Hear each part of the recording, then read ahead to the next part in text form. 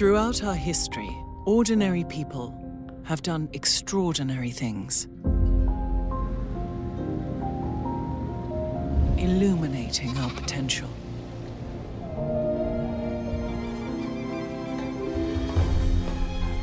They inspired movements, created the impossible, and destroyed the indestructible.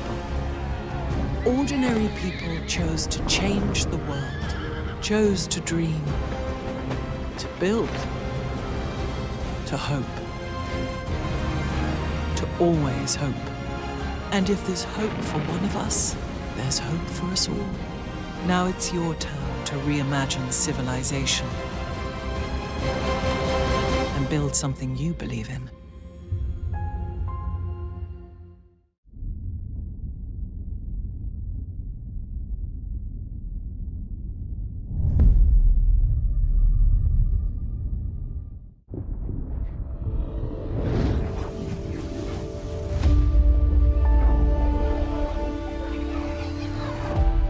Hello, Civ fans. On behalf of all of us here at Firaxis Games, we'd like to welcome you to a first look at the next chapter in our Civilization franchise, Civilization VII. You know, looking back 30 years ago, Civilization was created during a time when we were still learning what games could really be. We were searching for that next big challenge to take on, which led us to thinking, what could be greater than putting the entire history of the world into a video game and make it fun?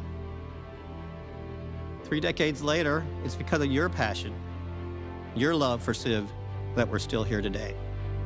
In every game of Civ, you've gone on a journey to build an empire to stand the test of time. And now the journey continues. Prepare to take just one more turn on February 11th, 2025, when we launch Civilization VII across PC and consoles, all on day one for the first time in franchise history. This is by far the biggest, the most ambitious game we've ever made at Firaxis. It represents a significant gameplay evolution for the Civ franchise, and it's a game we plan to support for many years to come. Today, you'll learn about the vision for the game, the driving force that inspired our biggest new feature. You'll see your Civ world brought to life like never before, and you'll discover why Civilization VII promises to be a revolutionary new chapter in this franchise that we all love so dearly. Please enjoy.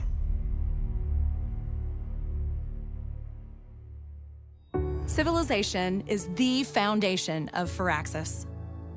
Whether you've been playing since the MS-DOS days or have joined us more recently, we're so grateful for your continued passion and support. When you walk around our studio, you can feel the energy and excitement. You can see how inspired our people are to come in and build the next Civ game. Civilization is the ultimate historical strategy game. Your goal in Civ is to build an empire to stand the test of time. You select a civilization, led by a famous historical leader, and guide your Civ's journey across the entire span of human history. You shape your empire piece by piece, from what technologies you want to research to what civics you want your society to uphold. And you compete with others on the world stage, engaging in diplomacy, negotiating alliances, and sometimes going to war. In every Civilization game, your empire has always been represented by a single civilization. You play through the entire span of history as that one civilization. This time around, we want to take you on a new journey. For the first time ever, in Civilization VII, the story of your empire isn't just that of a single Civ, but several connected together through time. At the dawn of each new age of human advancement, you'll select a new Civ to represent your empire. You'll build on and carry forward your previous achievements while unlocking new gameplay bonuses to reinforce or pivot your strategy. And by the end, you'll have forged a unique path through history. To show you what we mean, let's take you through the story of one such empire.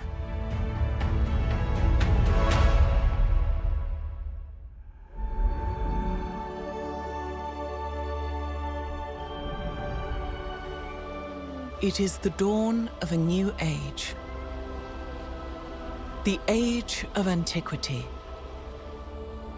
where humanity begins to take its first steps into the annals of history. The great pharaoh, Hatshepsut, leads the civilization of ancient Egypt. Among the arid desert lands and a winding river, the seeds of our people are rooted in sand and water. To discover what treasures and dangers lie beyond, a brave scout begins to survey and map the surrounding lands. As our population grows, a new granary is built to store food for hungry mouths. Its location decided, a new district is formed, and construction begins. With more food available, our people look to make improvements to the land. An ancient fruit ripe for cultivating is spotted. Dates will provide more sustenance for our citizens, and their sweetness will make the people happy. A plantation is constructed to harvest this valuable resource. Over time, our city continues to grow as more urban and rural developments spring forth. We pursue advancements in technology to serve the needs of our people. Breakthroughs in irrigation further enhance our food production, while sailing unlocks our ability to traverse the nearby waters. It is now possible to journey further and expand our empire. With a deft hand, our scout travels along a navigable river. Their tenacity is rewarded with the discovery of a breathtaking series of waterfalls. This natural wonder of the world attracts the imagination of our people, and brave settlers begin the long trek to claim new land for the Egyptian Empire. A new town is established near the majestic falls. A town starts from humble beginnings and is initially used to gather nearby resources. Perhaps in the future, this town will grow large enough to specialize and gain its own identity as a city. Our expansion does not go unnoticed. A foreign scout is spotted, revealing the existence of a nearby independent power. Initial hostilities are tempered over time as friendly relations begin to form. And peace does not dampen our ambitions. Our people strive forth to create great wonders the world has never seen before. As we continue to expand and explore the continent, we encounter new civilizations. They are eager to engage in a bartering of ideas and goods. Trade routes are established, providing mutual access to each empire's resources. But our rapid growth does not go unnoticed. Our neighbors' ambitions rival our own, setting us on a collision course. War is no longer avoidable. A great army is raised, led by formidable commanders who spur our forces quickly across the land. Spears and arrows make way for iron swords and armor. The battles are fierce. We emerge victorious. An fabulam recte egi. But the challenges of this age have shaken our mighty Egyptian empire to its core. The world changes. We feel the pages of history turn as the age of antiquity comes to a close. A new age of human advancement approaches. The age of exploration. A new age brings forth new challenges, and new opportunities, new technologies to research, new resources to acquire, new lands to explore. If we are to take on the challenges of this new age, we must adapt and select a new civilization to represent our empire, one that is better equipped to take on the challenges of the exploration age. This new civilization builds on top of its past legacy, and our actions in this age will inevitably influence a future yet to come. As we evolve, so too do our neighbors. The stage is set. A new age begins. Will you follow a path set by history? Or will you pivot and forge something anew? What kind of empire will you make? What strategies will you pursue? The future is yours to create. In Sid Meier's Civilization VII.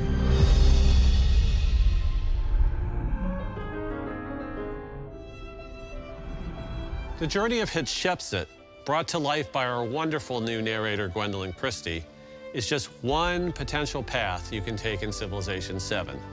This is made possible by our biggest new feature, Ages. Ages are inspired by a transformational idea for Civ, that history is built in layers. This idea is a way of understanding how civilizations have grown, changed, and evolved over time. Think of the first civilizations of the world as creating an initial foundation. As a civilization grows, new layers are added to that foundation in the form of things like technologies, schools of thought, and cultural norms.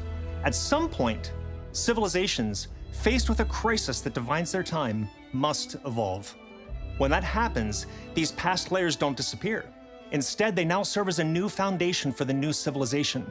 As the cycle repeats, connecting the past, present, and future together. Instead of playing as one single civilization across every age, you'll evolve your empire into a new civilization for each new age. One that is suited to take on the historical challenges of that time. Every age is designed to be like a historical sandbox, as a way to really immerse yourself in that time. Almost everything inside an age is exclusive to that age.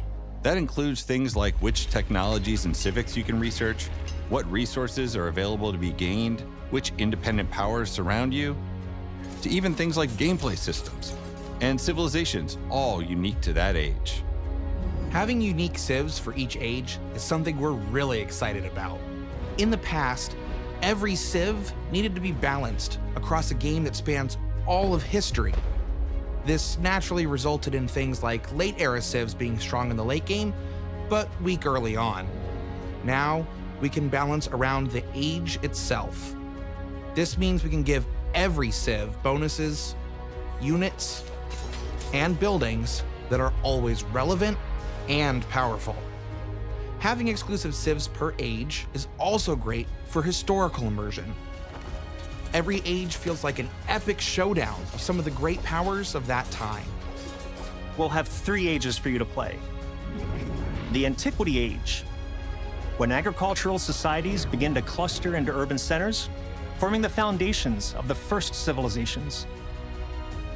The Exploration Age, when the desire for precious commodities from distant lands spurs empires to stretch across great oceans.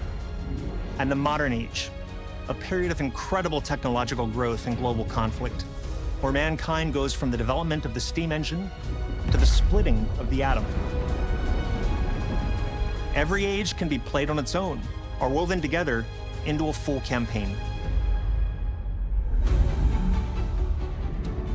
In past games, civs and leaders were always tied together and came as a package deal of agendas, abilities, units, and more.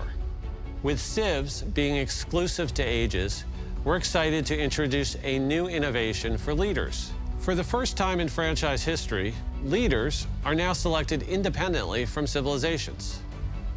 You can now mix and match unique parts of different civs and leaders, unlocking all new strategic combinations, staying true to Civ's spirit of experimentation.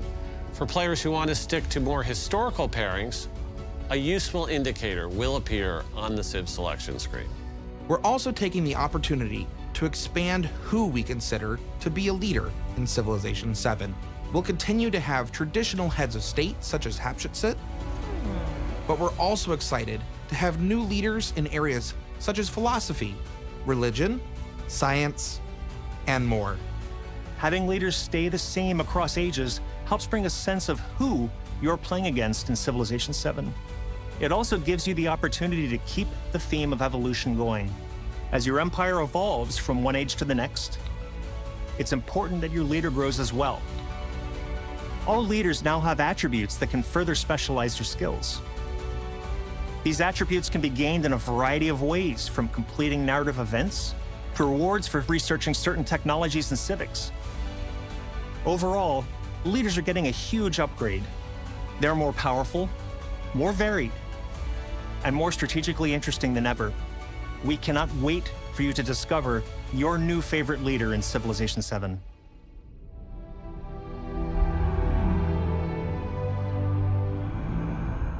When one age ends and you begin an age transition, it is an incredibly exciting moment. You'll select a new civilization to represent your empire in the new age. You'll choose parts of your past civ to carry forward into the new one. And the game map literally expands, filled with new independent powers to befriend, new resources to acquire, and new discoveries to be made. During an age transition, there are a few factors that determine which civ you can evolve into. This includes any historical connections between your previous and future civ, your choice of leader, and even certain gameplay decisions that you made in the past age. Every civ plays differently. Across your game, you might want to stay as true to history as possible, only selecting civs that have historical ties to each other. Or you might switch to civs that fit your strategic needs. There are so many possible paths to explore, so many different choices you can make. The potential for strategy in Civilization VII is nearly endless.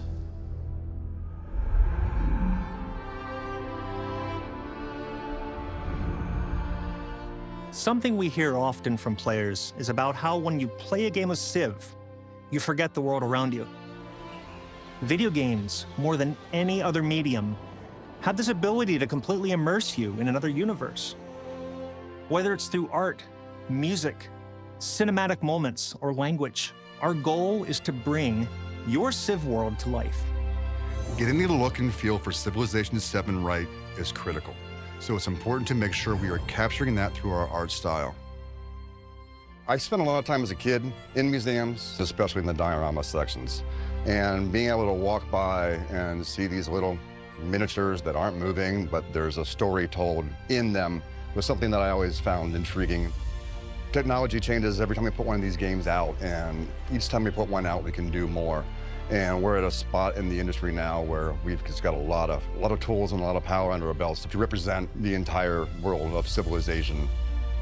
We're hoping that the players can look into this game, see the diametric detail on this, and tell their own stories that they've never told before. Everything is going to fit together in such a different way than it has in the past from Civilization, and I think it's going to give you a much more realistic version of the simulation that you're trying to create. We took a lot what we learned in the Civ 6 and learned from that, trying to open up some more spaces and everything.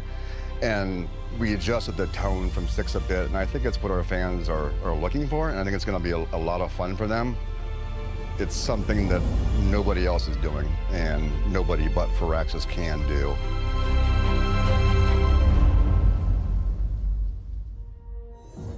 I think players will love how combat looks. We greatly expanded the variety of units in Civ 7. Units now constantly engage one another. You'll see and hear the clashing of swords and steel. Units have a higher level of fidelity than ever before. Everything from the little parts and pieces and details on the armor set to the entire representation of a whole army on a battlefield. I feel like this is going to become your Civ. Like this is the one. It has the look. Firaxis takes its representation of different cultures in Civ 7 very seriously. Language is a critical part of civilization. It's how people tell their story.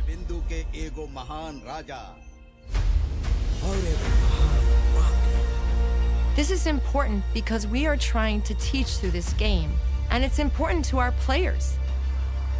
They want to see their cultures represented correctly. In many cases, some players have never seen their cultures represented anywhere else.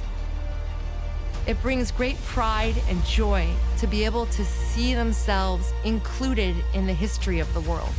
Music also plays an important role in bringing out the spirit and essence of each civilization. Every Civ has its own theme, and we're excited to share that Chris Tin, who composed the Grammy Award-winning theme Baba Yetu for Civilization IV and the main theme for Civilization VI, is returning for Civilization VII, and we cannot wait for you to hear it.